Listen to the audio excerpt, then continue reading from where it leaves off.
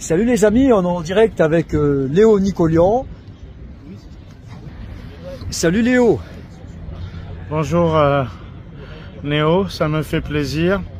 La dernière fois que j'ai été à Metz, c'était la première fois de ma vie, c'était il y a 2 ans, si je me souviens bien.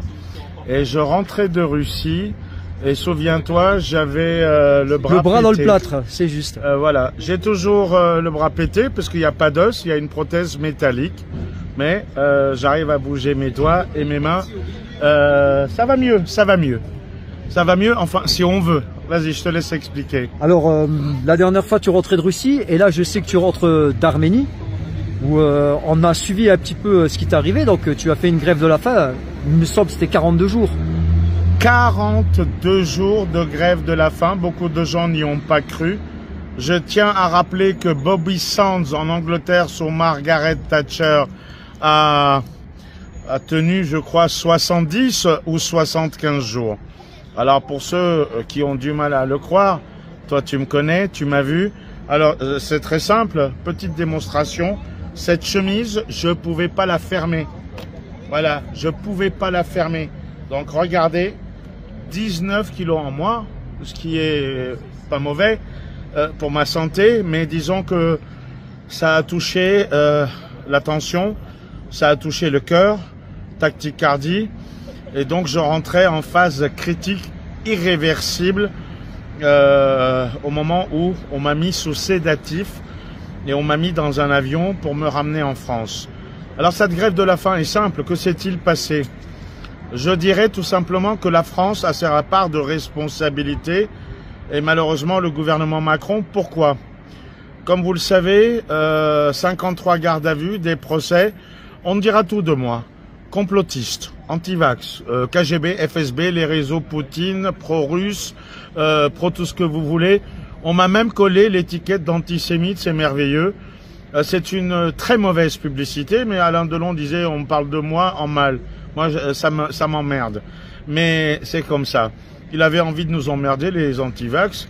Moi, je l'ai rencontré 2 fois. Monsieur le Président de la République, je l'ai vous voyez, c'est vrai que le ton est monté, mais il n'y a pas eu d'insulte. Il l'a pas supporté, ça a fait le tour du monde. Bien, sauf en France, évidemment, les médias sont contrôlés. BF Merde, les merdias, enfin bon, peu importe. Mais, lorsque je m'installe à l'étranger et que je vois une ambassadrice de France, connaissant son salaire et son niveau de vie, je me dis là, il y a un problème. Ça vit au-dessus de ses moyens, donc il y a du trafic. De quoi? Corruption, espionnage pour l'ennemi, l'Azerbaïdjan, des versements par millions de dollars, et j'ai réussi à trouver le compte offshore à Hong Kong. Donc, Bruno Le Maire, à qui j'avais envoyé ça, avait trouvé ça, c'est peut-être un faux, Léo, parce qu'on se connaît depuis très longtemps. J'ai dit, monsieur le ministre, vous avez des liens avec Hong Kong, vous êtes l'État français, veuillez vérifier. 3 jours après, il l'a fait. Et donc, j'ai fait sauter un ambassadeur de France qui n'est pas rien, qui représente la diplomatie française à l'étranger. La diplomatie aujourd'hui n'existe plus, ce n'est plus celle d'avant. Aujourd'hui, le président de la République peut nommer n'importe quel charlot ou gugus ou copain ou ami ou amant, peu importe, comme ambassadeur de France à l'étranger, sans avoir une formation de diplomate de Quai d'Orsay, etc. Ceci dit, donc j'ai la peau de Anne Louillot, qui ne finit pas son mandat, qui part la tête, excusez-moi, très basse. L'affaire a été étouffée en France par tout le monde, même par André Berkoff, mon ami. Mediapart n'a pas osé en parler, le Canard enchaîné, par peur d'un contrôle fiscal. Les médias sont contrôlés, même les médias d'opposition, ou même les soi-disant médias libres. Maintenant, elle s'en va. J'apprends par des sources intérieures qu'elle est remplacée par un autre ambassadeur qui ne l'a jamais été, un monsieur qui s'appelle Olivier de Cotigny, membre du réseau Jean-Yves Le Truand, Jean-Yves Le Drian. Là, je commence à m'inquiéter. Je dis là, il y a quelque chose. Je cherche, je fouille. Il y a aussi de la corruption. Il y a de la vente de visas dans le Kurdistan irakien, Erbil. Il y a des rumeurs de pédophilie. Il y a tellement de choses. Résultat des courses, Je cherche, je trouve des éléments probants. Certains ont été confirmés, d'autres pas. Et voilà tout ce qui a été placardé dans toute l'Arménie par milliers. Par milliers.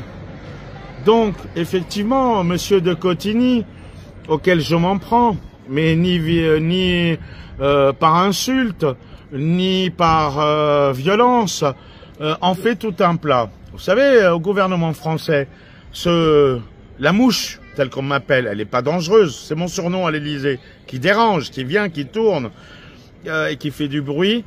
Ben, la mouche, ça commence à bien faire. Un ambassadeur, mais deux, ça fait beaucoup. Et donc, il fait tellement d'erreurs, cet ambassadeur. Normalement, un ambassadeur doit prendre ses ordres du Quai d'Orsay, et seulement ses ordres du Quai d'Orsay de ses patrons.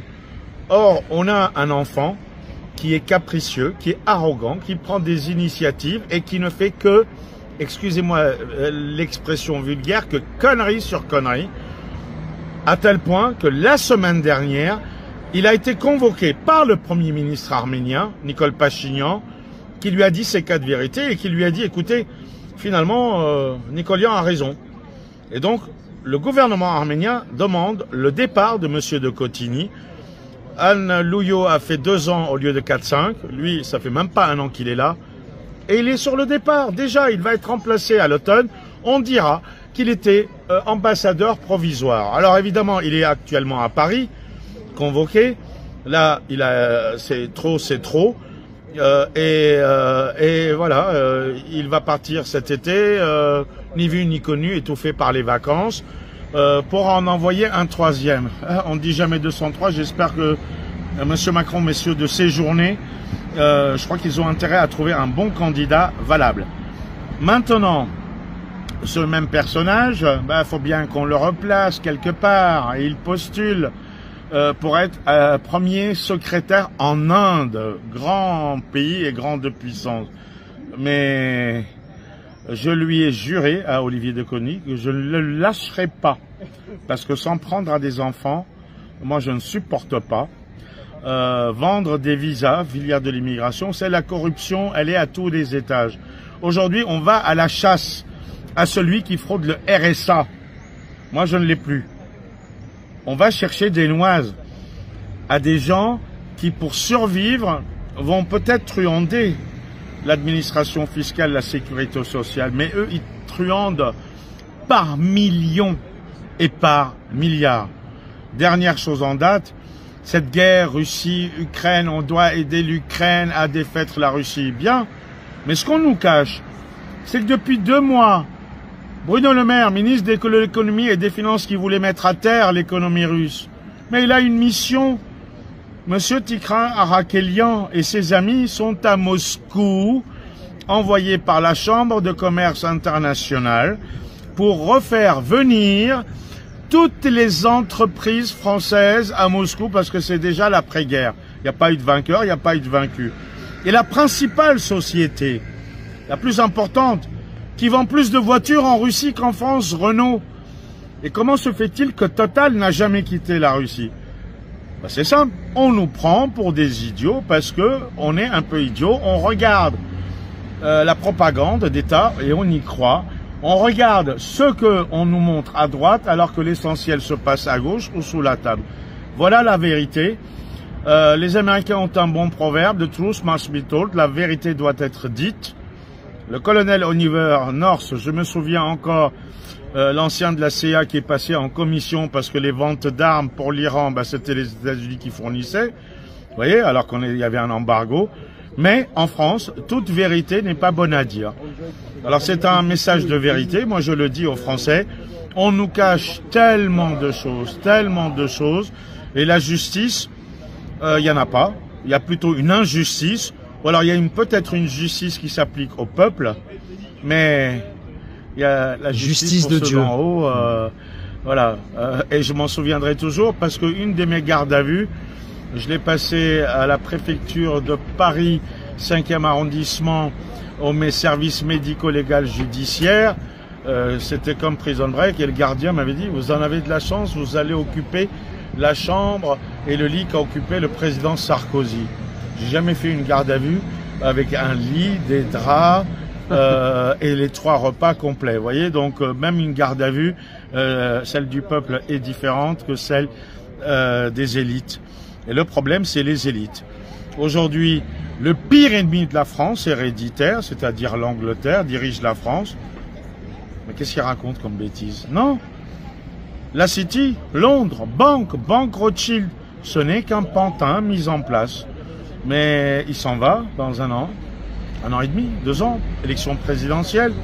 Il y aura qui? Et là, ça va être crescendo, de pire en pire. Gabriel Attal, son petit chouchou, son petit chéri, l'actuel Premier ministre. Il y a Darmanin qui va se présenter. Vous allez voir, ça va être comme de village de Gaulois, la zizanie.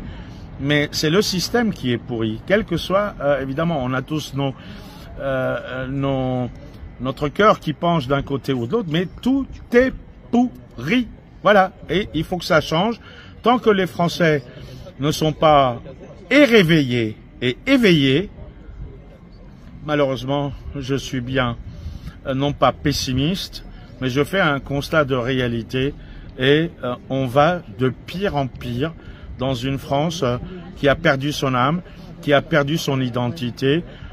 Et Macron est le pire d'entre eux parce que c'est celui qui tous les jours met un clou sur le cercueil de la grande maison France. En tout cas, je vous remercie Léo pour votre combat, hein, pour le combat pour la vérité. L'Arménie vous doit quand même une fière chandelle parce que quand même vous portez haut et fort les couleurs de l'Arménie. Et de la France, bien sûr, avant tout. Mais voilà. Le pire, Charles Aznavour l'avait dit, pour toi Arménie, 100% français, 100% arménien. J'oublie pas le Liban où je suis né. Et puis le mot de la fin, il va être terrible parce que c'est le monde entier. Il y a un chamboulement, les briques, le monde est en train de changer et le monde va mal. Il n'y a pas que la France. Quant à ce petit pays, l'Arménie, ils sont tombés sans trop savoir pourquoi. Il y a un échiquier mondial, il y a un jeu d'échecs et si le pion Arménie doit tomber, il tombera. Alors ça me fait rire parce que le président de la République aux côtés de l'Arménie, mais en même temps ça l'empêche pas de signer avec l'Azerbaïdjan le contrat de 23 milliards total et c'est la France qui a vendu les satellites à l'Azerbaïdjan. Donc vous voyez, il y a un double langage. De l'hypocrisie. De l'hypocrisie parce qu'en politique malheureusement il n'y a plus aucune valeur. Il n'y a qu'une seule chose qui compte, les intérêts. Le pognon de dingue. Il l'a très